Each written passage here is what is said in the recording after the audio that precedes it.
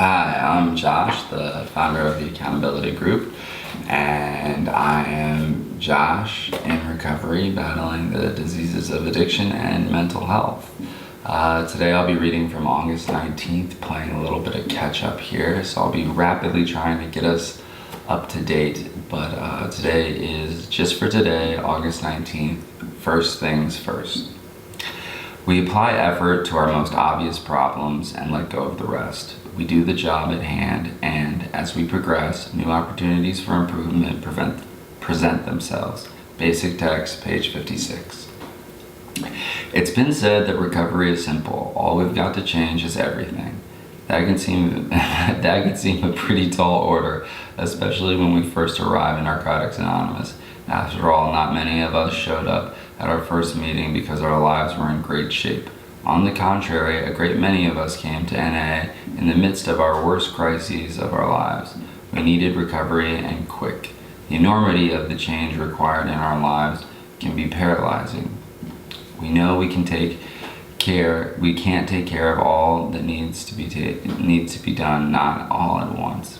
How do we start? Chances are we've already started. We've done the first, most obvious thing that needed to be done. We stopped using drugs, and we've started going to meetings. What do we do next? Pretty much the same thing, just more of it. From where we are, we can do what we can. We walk the path of recovery by picking up our feet and taking the step that's right in front of us.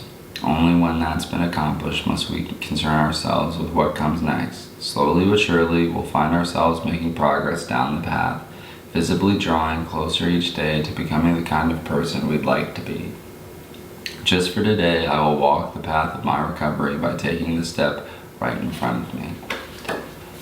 And honestly, that's, for me personally, that's what I've gained from the fellowship. I remember when I used to count days and I was like, oh yeah, 3 years, 274 days.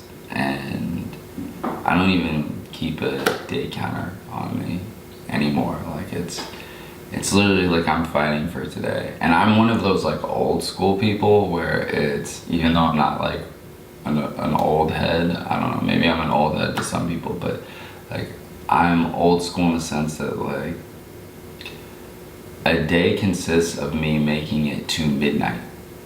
Like I know people who have taken drinks at 11:59 or used drugs at 11:59. Like they didn't make it through the day. So my goal is always to make it to midnight. I just focus on those 24 hours, not 23 hours, 59 minutes, 59 seconds, but 24 hours.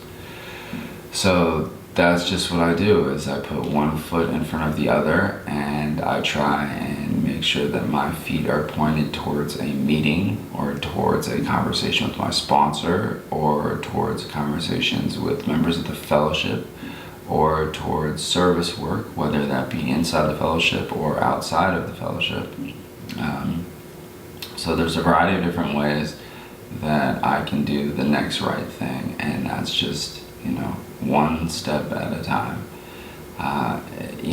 It sounds easy to say because we feel like there's this enormity of life weighing down on us, this pressure, right? Like, oh my gosh, I have to do this for the rest of my life. But I try and just like break it down into small chunks, and right now I'm just trying to stay sober while making this video. That's it. That's all I gotta do. Just stay sober while making this video. Don't use, don't pick up, don't drink, don't pop a top, don't do any of that. Like, just stay sober during this video. But sometimes it can be like second to second. Like I'll have to put in earbuds and listen to a meditation and just be like, okay, God, grant me the serenity to accept the things I cannot change, the courage to change the things I can, and the wisdom to know the difference. And like I'll just repeat that over and over in my head. Sometimes out loud, just to get me through the day. But yeah, the first things first, and the first thing to do is just put my feet in the right direction. So whether that's towards a meeting, towards my sponsor, towards other members of the fellowship, towards service work, just doing the next right thing to protect my sobriety and my recovery, and make sure that my sobriety comes first, and then everything else will fall into place after that. So that's kind of the strength that I've gained from both fellowships, and it's my hope for you as well. So with that, I hope that you subscribe to our YouTube channel, watch our videos and like our videos, and then most importantly, please use the comment section. If you're a newcomer, please share your what you're going through, vent if you need to, ask for help.